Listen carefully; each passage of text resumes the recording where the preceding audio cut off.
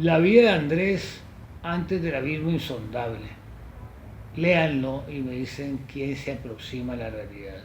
Fernando Calero de la Pava, escritor, poeta, psicólogo clínico y criminólogo de la Universidad de Barcelona, tiene 9 libros publicados, además de varias antologías, ha recibido innumerables premios de poesía y literatura en Colombia y Europa. Él se define como un viajero, un hombre cosmopolita muy caleño. Vamos a hablar con Fernando Calero de su último libro, lanzado en el Museo La Tertulia en diciembre pasado, Mi vida con Andrés, que es una serie de relatos autobiográficos donde se destacan varios relacionados con su amistad con el desaparecido escritor y teorizador de cine caleño Andrés Caicedo Estela. Carlos Alberto Caicedo, su padre, lo conoció familiarmente, pero poco sabía de su hijo, y Luis Ospina, con quien Andrés encontró un interlocutor válido y cámaras profesionales. Vaya usted a saber qué ocultaba en medio de su pensamiento cinematográfico. Ese que se ufana arrogante cuando habla de la desazón suprema, la sentencia lapidaria del poeta Porfirio Barbajacó. Entonces hay algo muy interesante que es fundamental, y es, estoy escribiendo mi vida con Andrés, en el fondo no deja de ser mi vida, sustantivamente hablando, pero creo que es la opinión más acertada que pueden tener las actuales generaciones.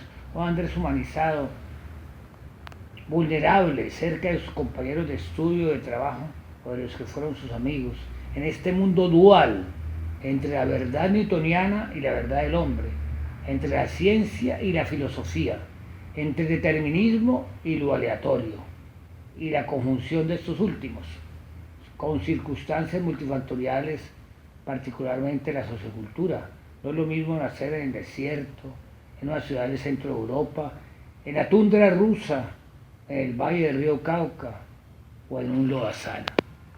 Mi vida con Andrés son varios relatos. Son relatos autobiográficos de Fernando Calero. Pero también habla de cómo era la Cali de los años 70 y los personajes de esa Cali, la vida intelectual y cultural y política de la Cali de los años 70.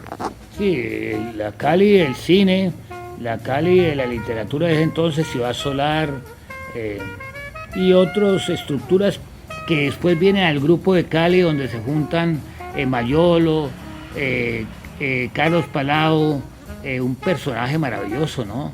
Víctor Heredia, el Junior, ¿no? El fundador del cine, de la Escuela de Cine de Cartagena, ¿no? Del Festival de Cine de Cartagena con su padre, Luis Ospina, y me los encuentro en París, y ellos hacen el grupo del Cali. Además de todo ello, son mis relatos, no es mi vida alrededor de la psicología, alrededor de mis pacientes, alrededor de mis viajes por 50 países, y también alrededor del mundo de la heroína, del mundo dantesco de la gente que uno rescataba en Tailandia, en Laos, en Camboya, en Birmania, la antigua colonia inglesa que hacía parte de la India, pero también es como mi vida salpicada de experiencias inmensas donde gran parte, el 80% de los relatos son autobiográficos, ¿no? Bueno, Fernando, Andrés Caicedo se ha convertido en un mito entre las nuevas generaciones colombianas. ¿Cuál considera usted que es el aporte de este libro para esa necesaria desmitificación? Oscar Marino, apreciado comunicador, respetado comunicador. Humanizarlo. Sandro Romero fue el San Pablo de Andrés, no lo conocía. Luis Ospina sacó entre los cuadernos que le dio el padre Carlos Alberto una serie de escritos e hicieron una playa de nuevas publicaciones, y nos enseñaron un Andrés que no era, que yo no reconozco. Sus hermanas, en medio de su culpabilidad, dicen que Andrés de todas maneras se hubiese suicidado. Deben tener inmensa culpa para decir semejante sandez. Toda su familia lo envió a clínicas de reposo de Cali o Bogotá cuando él simplemente era un adicto social y terminó siendo un adicto psiquiátrico y suicidándose con Seco Orbital, con Patricia Restrepo. en el edificio Corquidi, ¿no? Que era el amor de su vida. Sin ella, si con ella no se hubiera suicidado. Los multifactores que con un psiquiatra nefasto como José Francisco Infante. Yo puedo permitirme decir eso en mi 9º libro, 20 antologías, he sido traducido al italiano, al francés, y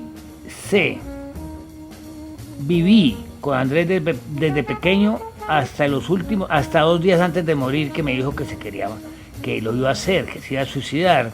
Yo no consideraba el desenlace. Andrés era mi amigo y yo lo conocía bien.